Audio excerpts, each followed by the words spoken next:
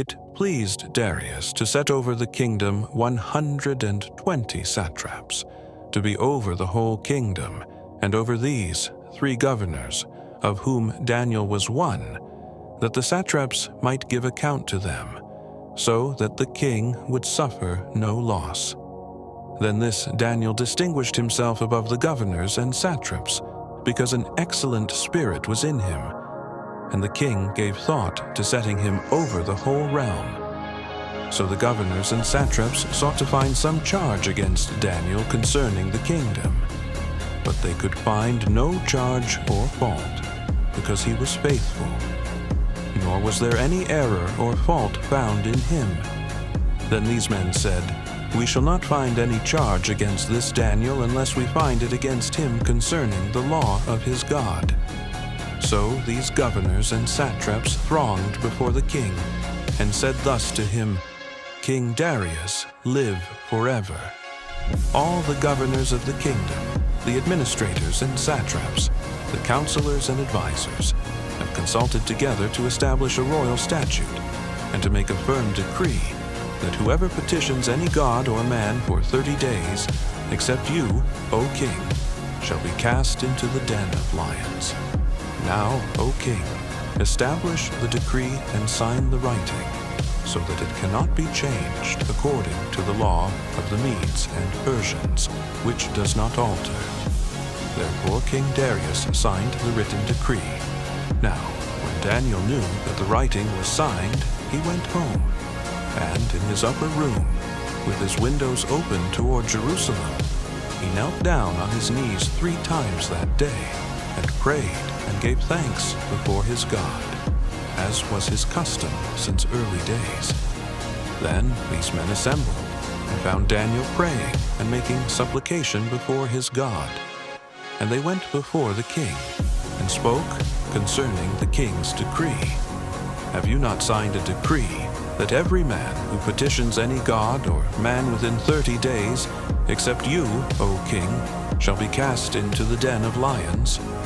The king answered and said, "The thing is true, according to the law of the Medes and Persians, which does not alter." So they answered and said before the king, that Daniel, who is one of the captives from Judah, does not show due regard for you, O king, or for the decree that you have signed, but makes his petition 3 times a day. And the king, when he heard these words, was greatly displeased with himself, and set his heart on Daniel to deliver him, and he labored till the going down of the sun to deliver him. Then these men approached the king, and said to the king, "Know, O king, that it is the law of the Medes and Persians that no decree or statute which the king establishes may be changed." So the king gave the command, and they brought Daniel and cast him into the den of lions. But the king spoke, saying to Daniel, "Your God, whom you serve continually, he will deliver you." Then a stone was brought and laid on the mouth of the den, and the king sealed it with his own signet ring and with the signets of his lords, that the purpose concerning Daniel might not be changed. Now the king went to his palace and spent the night fasting, and no musicians were brought before him. Also his sleep went from him. Then the king arose very early in the morning, and went in haste to the den of lions. And when he came to the den, he cried out with a lamenting voice to Daniel. The king spoke, saying to Daniel, "Daniel, servant of the living God, has your God, whom you serve continually, been able to deliver you from the lions?" Then Daniel said to the king, "O king, live forever. My God sent his angel and shut the lions' mouths, so that they have not hurt me, because I was found innocent before him. And also, O king, I have done no wrong before you." Now the king was exceedingly glad for him, and commanded that they should take Daniel up out of the den. So Daniel was taken up out of the den, and no injury whatever was found on him, because he believed in his God.